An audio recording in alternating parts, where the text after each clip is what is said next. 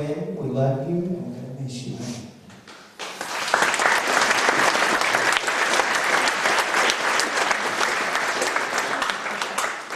Well, we'd like to offer the opportunity for anybody else who would like to come. I'm sure there's plenty of Gwyn stories, and so anyone that would like to come up and speak and to have a good Gwyn story, we'd all love to hear it. And then the family also, we'd like to thank you, her film family, and our family. We'd like to thank everybody for coming and just for everything, for being here and being there for Gwyn. Thank you very much.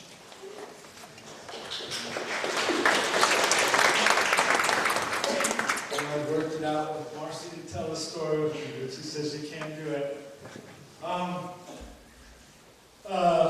There's a scripture verse, Proverbs 25 and 26, that actually talks about the law of kindness. And that's what we're practiced to help us to, and actually talked about it. And it says, she faces each day with a smile. She is faithful in instructing wisdom, and the law of kindness is on her tongue. And that's who she was. And it was the thing with her, when I met her, she used to call me her crazy friend. And she really believed I was crazy, but also believed that it was a compliment.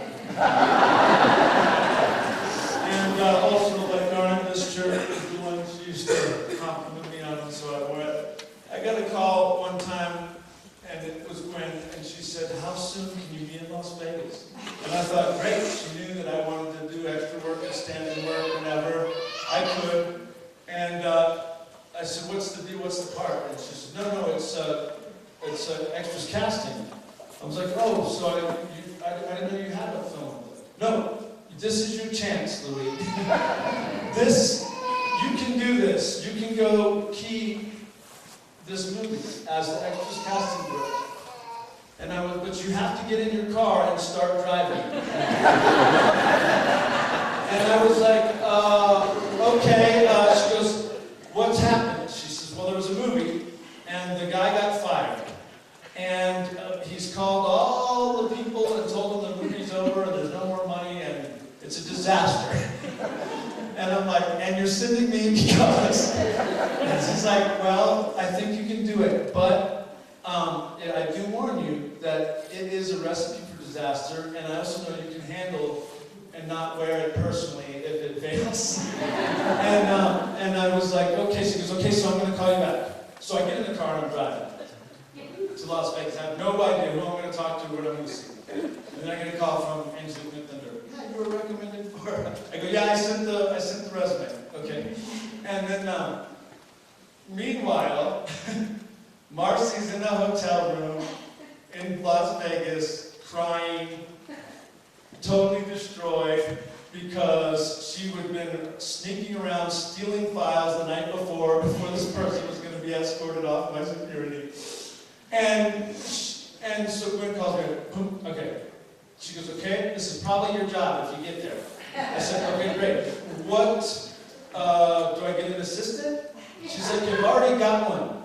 I go, "Yeah, really?" She goes, "Yeah, the guy that got fired had an assistant." And I'm like, "The guy's security's, I want his assistant?" She's like, "She's great.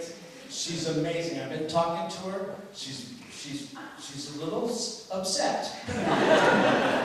And really part of your job, Louis, is she can do this by herself. And part of your job will be to show her that she could.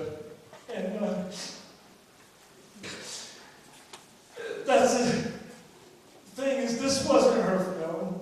You know, she just got called, and believe me, if they call me, it's because her and Elizabeth are busy. You know what I mean? It's like if I get a call, it's like, of course they can't do it. They're busy, or it wasn't enough. So, but this is my first job as an extras casting person. That's how I got it. And what she wanted me to do was not just go and succeed or fail or whatever, but she wanted somebody up there to believe that she could have done it herself the whole time anyway, and she knew that I would be faithful to her instruction to see that as part of my job. And I got there, and of course, Marcy had everything handled. She just didn't know it. And because really, in that job, it's as handled as good as you're going to get. You know what I mean? Well, then we had another incident, and we had so many on that film. We had an AD on that film who was the antithesis of Gwyn. The law of kindness was on Gwyn's tongue, the law of cruelty was on this woman's tongue. And she had abused so many people and had done so many things wrong. And at one point she sent the extra medic home.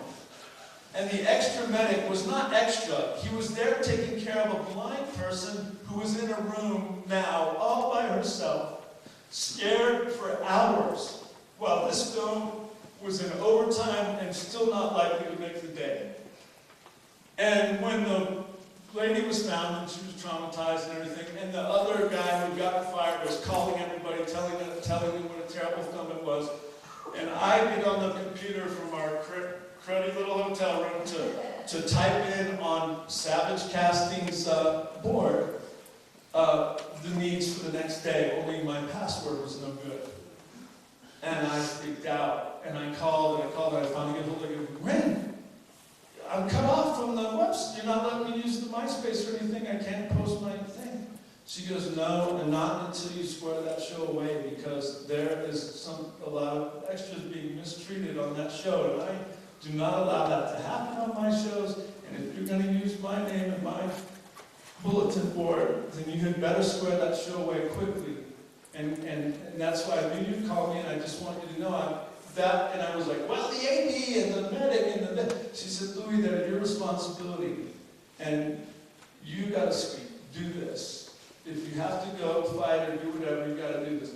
And and on my way there, she was coaching me the whole time. In fact, I called Elizabeth from the road to Las Vegas because Gwyn said she just did Seraphim Falls. She'll have some files. Call her, And she was helping me be a success and helping Marcy be a success on this film she had nothing to do with, because she was that kind of person.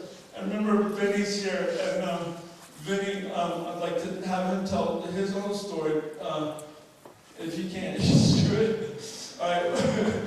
Vinny had been wrongly jailed and had a $500,000 cash-only bail.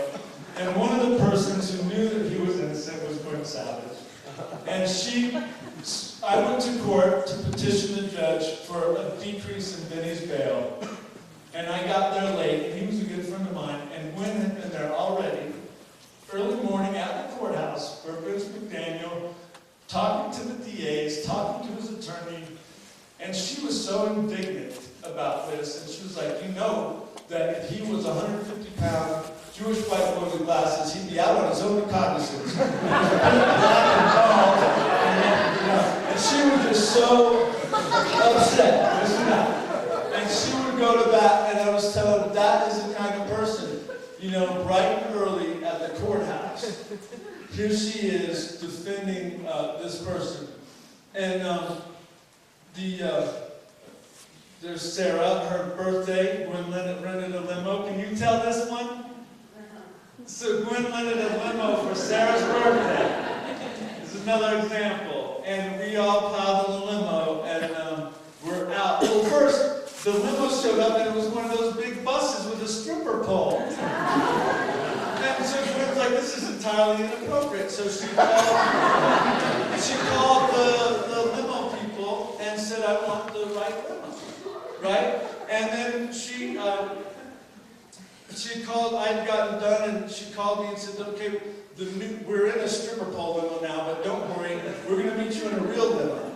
And I'm like, okay. So she had hired an actor and a security expert, Big Jesus here, to be our security guard for the evening. And we were all in the limo, and we're going downtown, and the limo wrecks. I mean, literally wrecks downtown. And Jesus is like, all right, just everybody get out of the limo. So we got out of the limo, and through the whole evening, it seemed like everything was conspiring against us to have a good time, But through the whole evening, she was just smiling the whole time, a positive attitude. Oh, well, the limo wrecked, out we go, And these are the kind of things that were always